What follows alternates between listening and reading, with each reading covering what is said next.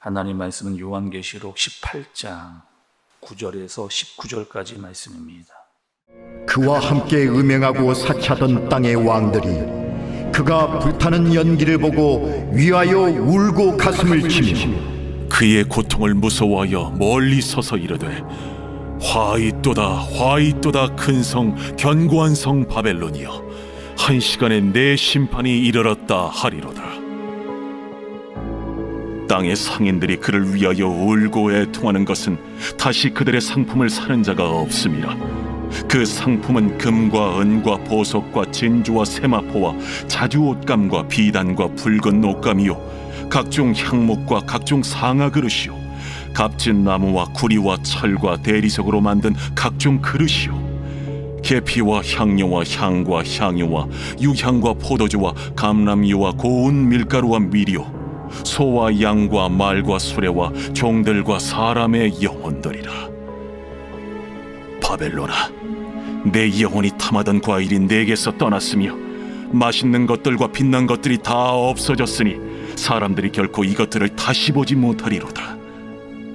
바벨론으로 말미암아 치부한 이 상품의 상인들이 그의 고통을 무서워하여 멀리 서서 울고 애통하여 이르되 화이또다 화이또다 큰 성이여 세마포 옷과 자주 옷과 붉은 옷을 입고 금과 보석과 진주로 꾸민 것인데 그러한 부가 한 시간에 망하였도다.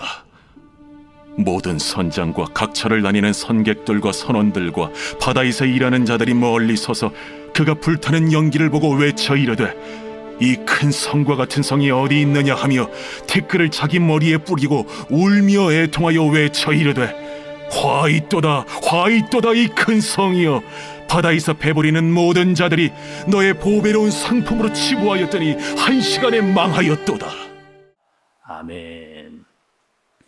우리는 여러분 요한계시록의 말씀을 보면서 지금 7 대접 심판 때 있었던 여기서 여러분 7 대접의 심판은 마지막 심판이었고 최종 심판이었습니다. 어떤 일이 있었어요? 악한 귀신과 사탄 모든 영들, 잘못된 영들이 다 멸망하게 되어지는 그 심판을 받습니다. 또 그때 어떤 일이 있었느냐? 바벨론도 멸망을 하는 그런 일이 있었죠. 또 바벨론은 왜 망하였는가? 왜 심판을 받았는가의 말씀을 우리가 마치 어제 말씀과 오늘 말씀을 통해서 돋보기로 지켜보듯이 그렇게 보고 있는 그런 말씀의 상황입니다. 또 여러분 이 바벨론이라고 하는 곳은 어디인가? 어떤 물리적인 땅, 또 어떠한 한 나라를만 말하는 것이 아니었다. 또 여기서의 이 바벨론이라고 하는 의미는 하나님을 떠나게 만든 악한 세력, 또 영향력, 세상적인 세속적인 시스템, 원리 이런 것들을 말하는 그런 곳이었습니다. 그리고 큰 성 바벨론에는 어떤 일이 있었느냐? 용이 보낸 짐승에 의해서 만들어졌던 그런 곳이었죠. 또 그 짐승, 용이 보낸 짐승은 어떤 짐승이었느냐? 예수를 흉내를 내는 그런 왕이었습니다. 그리고 내가 왕이니까 다 나에게 통치를 받아라, 내 앞에 무릎을 꿇어라 이렇게 했던 짐승을 또 짐승이 나왔죠. 또 짐승은 또 세상을 숭배하게 하는 그런 일들을 하게 됐습니다. 결국 바벨론이라고 하는 것은 악한 세상의 세속적 시스템 원리뿐 아니라 또 거기에 나왔던 짐승은 거기에 속한 악한 왕들을 상징하는 세상의 모습을 보여주는 그런 내용이었습니다. 근데 그때 그 사람들, 바벨론에 있었던 사람들의 모습을 말씀이 어제와 오늘 말씀을 통해서 계속해서 보여주고 있는 그런 내용입니다. 첫 번째는 여러분 어떤 일이 있었느냐? 큰 성이 무너졌던, 어저께 우리가 무너졌다 큰 성 바벨론이요 라고 우리가 말씀을 들었는데 큰 성이 무너지고 있는, 근데 그 성이 무너지고 있는데 슬퍼하고 애통하는 사람들이 오늘 말씀에 등장을 하고 있습니다. 어떤 사람들인가 라고 이렇게 좀 들여다 봤더니만 그 사람들은 9절의 말씀을 보니까 그와 함께 음행하고 사치하던 땅의 왕들이 그가 불타는 연기를 보고 위하여 울고 가슴을 치며 이렇게 이야기합니다. 누가 나오냐? 땅의 왕들이 나옵니다. 근데 땅의 왕들은 어떤 사람들이냐? 음행하고 사치를 하던 그리고 이 왕들은 세상의 그 짐승의 또 지도자에게 무릎을 꿇었던 그러니까 이런 사람들이죠.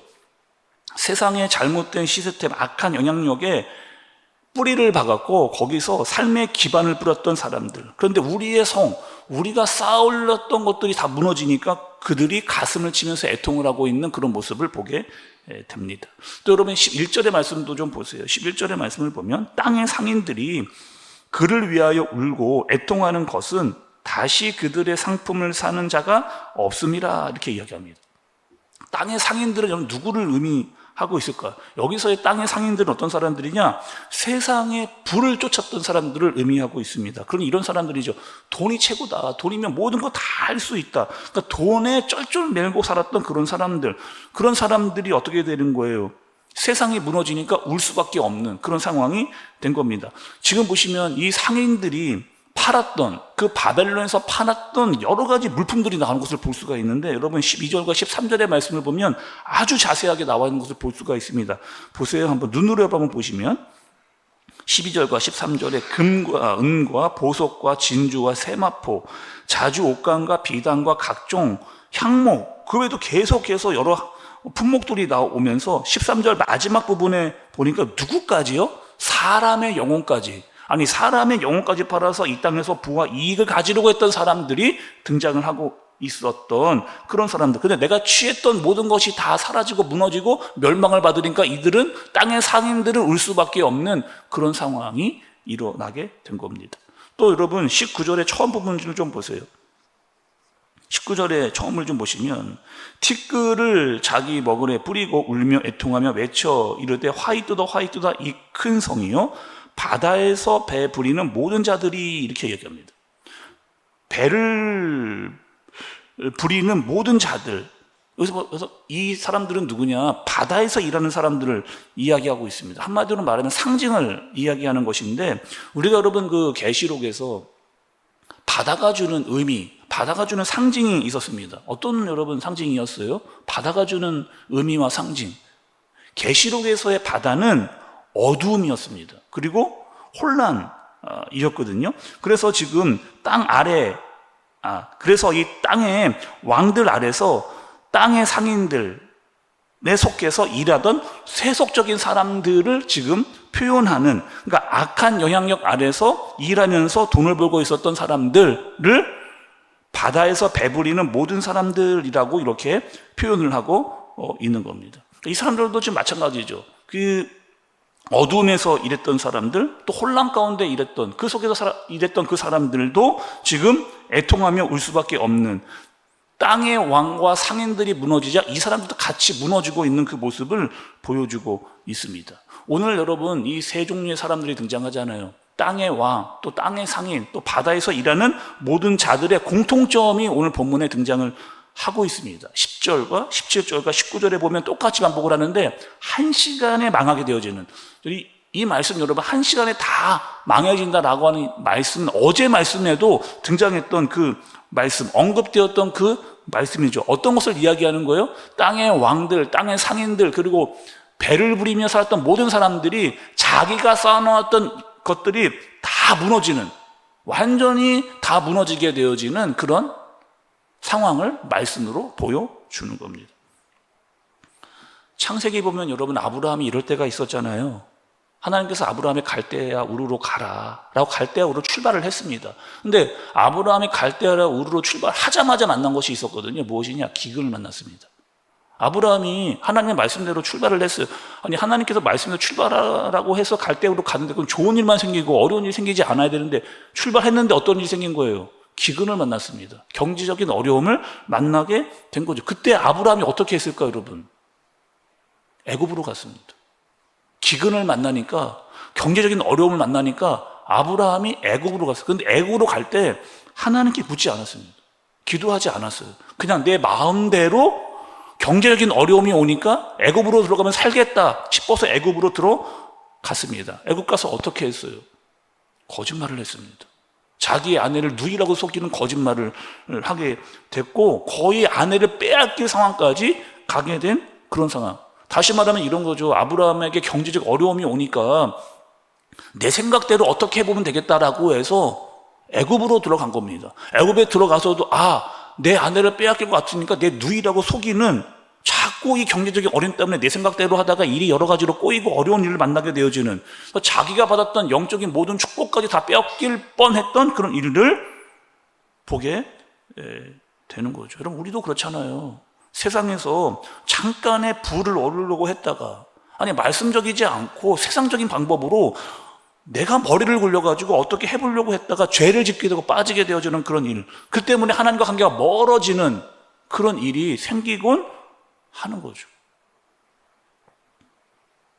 또 오늘 말씀을 보면 여러분, 다른 또 부류가 나타납니다. 오늘 읽지는 않았지만 20절의 말씀을 여러분 좀 보세요. 20절의 말씀을 보면, 하늘과 성도들과 사도들과 선지자들아, 그로 말미암아 즐거워하라. 하나님이 너희를 위하여 그에게 심판을 행하셨음이라 하더라. 이렇게 이야기합니다. 이번에 누가 나오느냐 여러분? 하늘과 성도들과 사도들과 선지자들. 하늘과 성도들과 사도들과 선지자들. 이 사람들은 누굴까요? 지금 20절에 등장하고 있는 이 사람들은 누굴까요? 이 땅에 살았지만, 바벨론의 영향력 아래 살았지만, 이들은 땅에 속한 사람들이 아니고 하늘에 뿌리박았던, 하늘을 향해서 살았던 사람들을 지금 이야기하고 있는 겁니다. 이 사람들은 땅의 짐승에게 무릎 꿇지 않았어요. 그래서 그 때문에 고통도 받고 어려움도 당하고 힘들었습니다. 근데 끝까지 이들은 믿음과 신앙을 포기하지 않았던 사람들을 말씀해주는 그런 사람들입니다. 결국에 큰 성 바벨론이 무너졌지만, 심판이 임했지만 이들은 구원을 받는 그 사람들을 말씀해 주시는 거죠.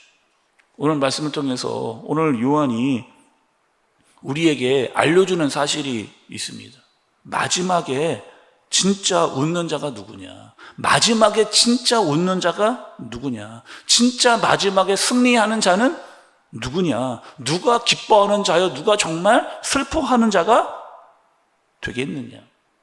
마지막에 결국 웃는 자, 승리하는 자는 하늘에 속한 자들이다. 하늘에 속한 자들, 하나님께 붙잡힌 바 되어 믿음과 신앙을 끝까지 지킨 사람들이다 라고 말씀을 하면서 우리에게 알려주시는 거죠.